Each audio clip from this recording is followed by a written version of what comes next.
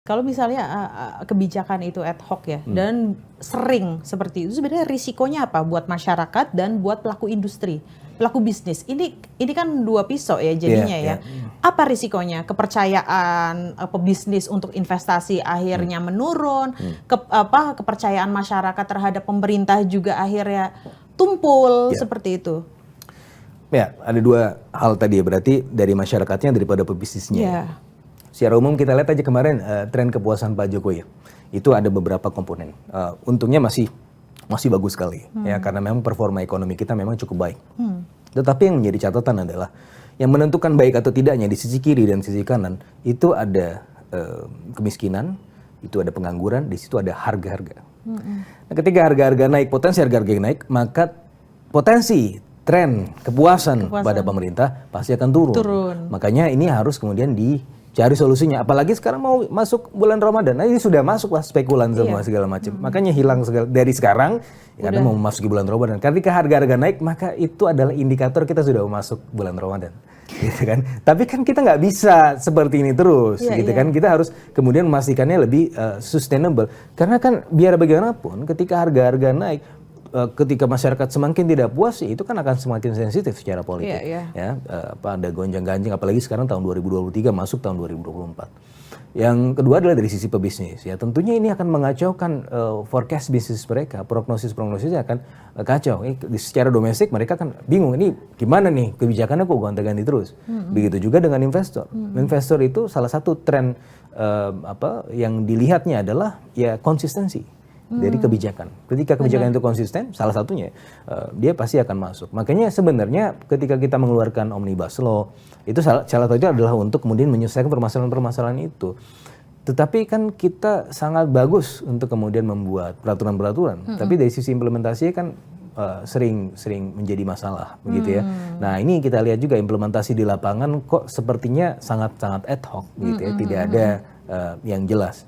Nah, oleh karena saya rasa memang diperlukan ya pemerintah untuk sekali lagi, apalagi ini kita memasuki tahun 2023 yang katanya kalau Pak Jokowi selalu mengulang-ulang nih, ada dua kata nih. Optimis karena kemarin 5,31%, bagus ya. Tertinggi 2014 ya. Iya, bahkan kita melampaui China ya, cuma kalah dari India kalau dari negara-negara besar ya di G20 ya. Tapi di sisi lain ya kita juga harus waspada karena dunia sedang tidak baik-baik saja. Ada mengutip lagi dari Pak Jokowi, ada 70 negara masuk probability resesi. Ada 30 negara ngantri di IMF. Nah, oleh karenanya kita harus juga menjaga gitu ya. Apalagi Mbak Mega ya, berdasarkan hasil simulasi kami ini menunjukkan bahwa ini kita melakukan serangkaian diagnosis yang disebut sebagai variance decomposition. Ibaratnya begini, kalau seorang dokter ingin mengetahui ini penyebab meninggalnya seorang pasien ini gimana, mereka melakukan forensik, mereka bedah pasiennya. Nah, itu kita yang lakukan juga sebagai ekonom, data forensik kita dekomposisi gitu ya, data kita dekomposisi untuk melihat apa sih permasalahan ekonomi yang menimbulkan gejolak ya paling besar. Ada dua. Yang pertama 17% itu dari pandemi. Untungnya pandemi probabilitasnya sudah semakin turun, bahkan sekarang kita tidak pakai masker lagi di ruangan ini. Yang kedua adalah karena pandeminya sudah mulai reda, yang kedua adalah inflasi.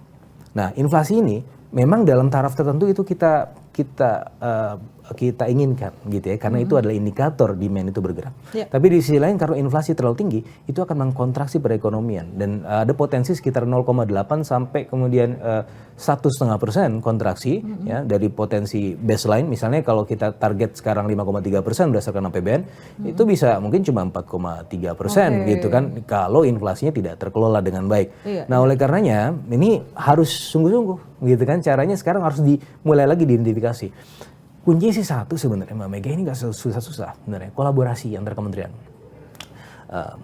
tim Satgas Pangan, Kementerian Perindustrian, segala macam ini harus inilah. Jadi ketika Pak Jokowi itu bilang kita sedang tidak baik-baik saja, itu sebenarnya menunjuk menteri-menterinya ini sudah masuk tahun politik, Anda jangan merajalela keluarkan sana kemari, ini benahin juga perekonomian ya, karena ini kita kan Anda mengejar keuntungan jangka pendek, tapi ini perekonomian kita untuk jangka panjang begitu. Nah, ini yang harus diperhatikan.